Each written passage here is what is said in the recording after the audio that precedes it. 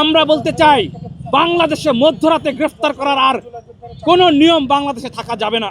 সেই যে আশুলিয়া থানায় যে লাশগুলো পোড়ানো হয়েছে, সে আশুলিয়া থানার সকল পুলিশকে কি প্রত্যাহার করে গ্রেফতার করা হয়েছিল? রামপুরাতে যারা গণহত্যা চালিয়েছে তাদের সকলকে গ্রেফতার করা হয়েছে?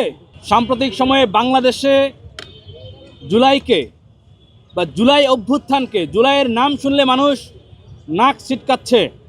অনলাইনে দেখবেন জুলাইয়ের পক্ষে কোনো পোস্ট বা কোনো ভিডিও যদি প্রকাশিত হয়, সেখানে হাজার হাজার নেগেটিভ কমেন্ট।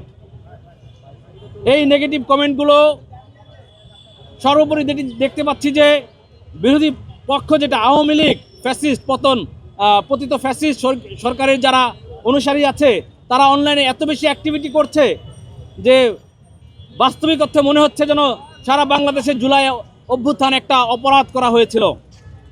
সেইটাকে বেস ধরে বর্তমান বাংলাদেশের যে প্রশাসন এবং পুলিশ, তারা জুলাইয়ের সৈনিকরা বিন্দুমাত্র একটা ভুল বাক্য প্রয়োগ করলে বা কথা বললে তাদের বিরুদ্ধে এই বট বাহিনী লেলিয়ে দেওয়া হচ্ছে এবং তাদেরকে গ্রেফতার করার একটা পটভূমি তৈরি করা হচ্ছে। যেই পটভূমি দেখেছি গত পরশুদিন আমাদের হবিগঞ্জের সহযোদ্ধা, বৈষম্য বিরোধী ছাত্র আন্দোলনের সদস্য সচিব মাহাদি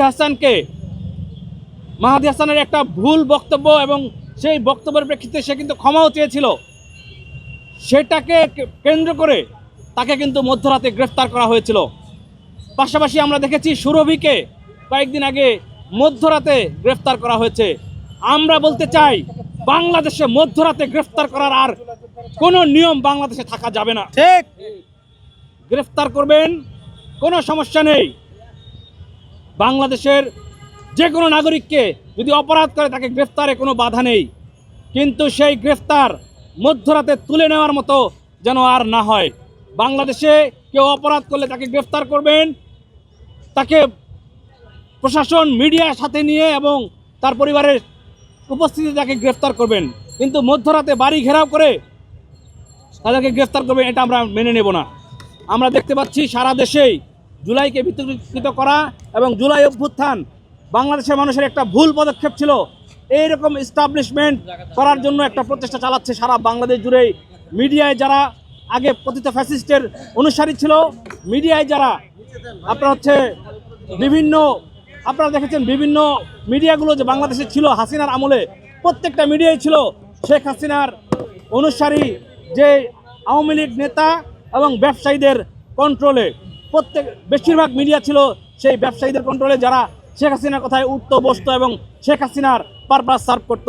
সেই মিডিয়াগুলোতেই শুধুমাত্র মানুষগুলো চেঞ্জ হয়েছে, কিন্তু মিডিয়ার অ্যাপ্রোচ আমরা এখনও দেখতে পাচ্ছি, অধিকাংশ মিডিয়ার অ্যাপ্রোচ এখনও সেই শেখ হাসিনার আমলের বৈধতা উৎপাদনের কাজ করছে।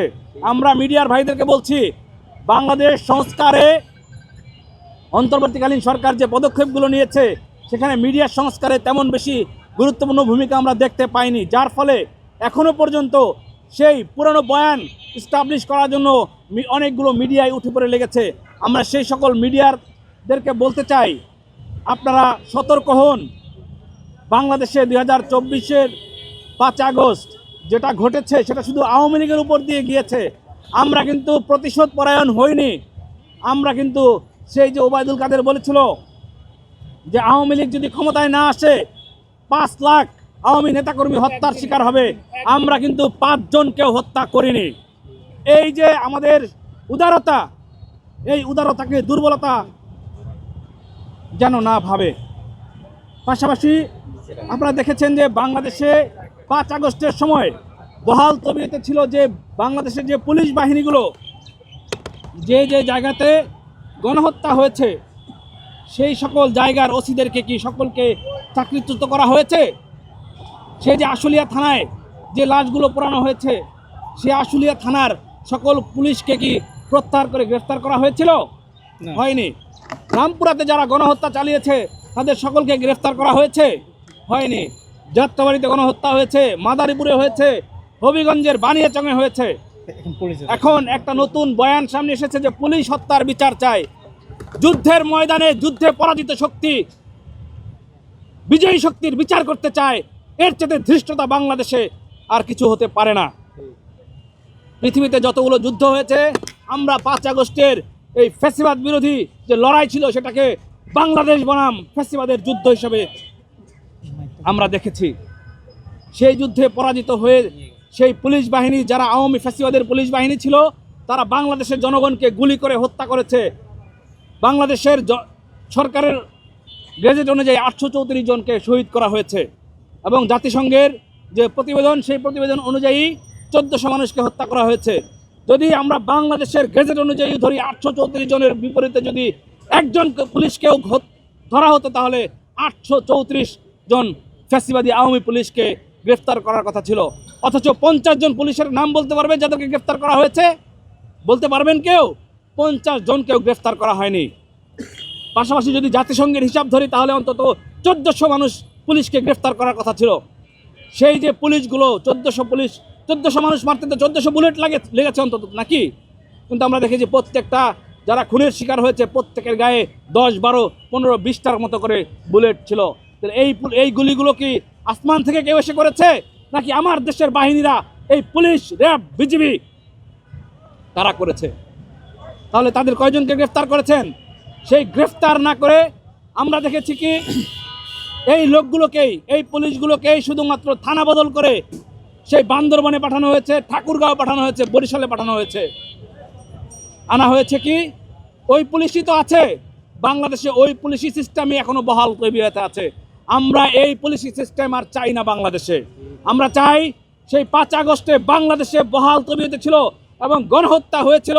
জুলাই জুড়ে যে গণহত্যাগুলো হয়েছিল, যে স্পটে গণহত্যা হয়েছিল, যে স্পটে আমাদের জুলাই আন্দোলনের সৈনিকদেরকে হত্যা করা হয়েছিল, সেই স্পটগুলোতে যে থানাগুলো ছিল, এই থানার প্রত্যেকটা পুলিশ সদস্যকে বরখাস্ত করে গ্রেফতার করতে হবে। আমরা এই পুলিশের পুনর্বাসন চাই না বাংলাদেশে। এই ধরনের পুলিশিং আমরা চাই না। বাকিদেরকেও বলতে চাই, আপনারা আসলে এই 1.5 বছর ধরে কেন ক্ষমতায় ছিলেন ভাই? এতদিনের তো আমাদের দরকার ছিল না আপনাদেরকে। আপনাদের যদি নির্বাচনী মূল উদ্দেশ্য থাকতো, তাহলে আপনারা সেই 3 মাসের মধ্যে নির্বাচন দিয়ে চলে যেতেন। এই 1.5 বছর আমাদের সময় কেন নষ্ট করলেন? আমাদের এই জুলাই যোদ্ধাদের জীবন কেন আপনারা বিপন্ন করলেন? এখন জুলাই যোদ্ধারা নিখোঁজ হয়ে যাচ্ছে, হত্যা করা হচ্ছে, কিন্তু তেমন কোনো কার্যকর ভূমিকা আমরা দেখতে পাচ্ছি না।